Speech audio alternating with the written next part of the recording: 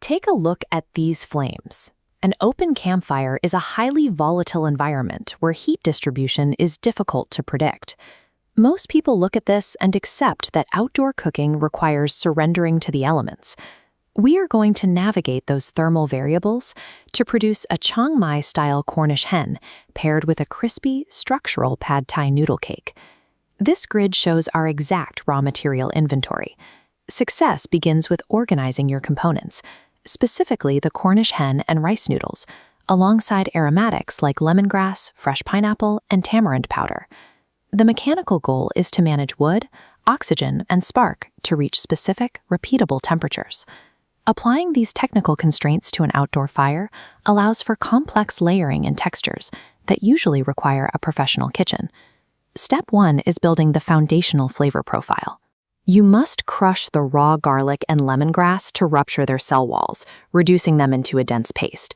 Next, mix in the secondary agents: fresh cilantro, tamarind powder, white pepper, curry powder, and a binding splash of milk. This cross-section illustrates the application methodology. You need to manually separate the skin from the muscle fiber and force the paste directly into that subdermal pocket. There is a mechanical reason for this placement. When heat hits the bird, that dense subdermal layer of moisture acts as a buffer. It absorbs the thermal shock, which keeps the delicate inner muscle fibers from drying out.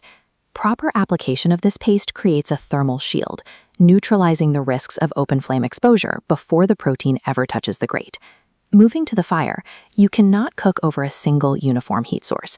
You have to establish a dual-zone heat architecture. This schematic maps out that arrangement. On one side is the direct thermal core, marked in red, for intense vertical heat. On the other side is the offset radiant zone, marked in orange, which provides dispersed heat for gradual cooking. To rapidly boil water, place the vessel exactly at the apex of the direct thermal core to maximize energy transfer into the base of the pot. Manipulating a fire into these distinct, segregated zones is the mechanical difference between burning organic matter and intentional cooking. The highest risk variable in this dish is the starch. If you attempt to fry fully hydrated rice noodles, internal steam will rupture the structure and cause it to collapse. Boil the rice noodles just until they become pliable, then immediately pull them from the heat to stop the hydration process. This molecular breakdown shows why external moisture extraction is critical. Left, excess water molecules convert into steam pockets that tear the noodle. Right, dry starch molecules instantly lock together upon contact with the oil.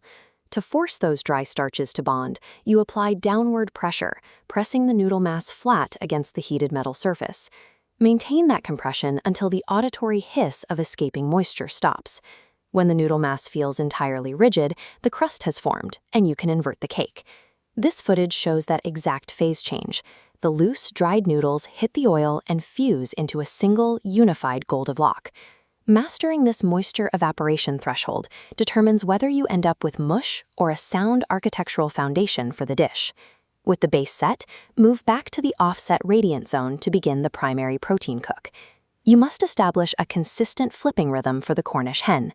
Constant rotation prevents exterior carbonization while giving the internal temperature time to reach 165 degrees.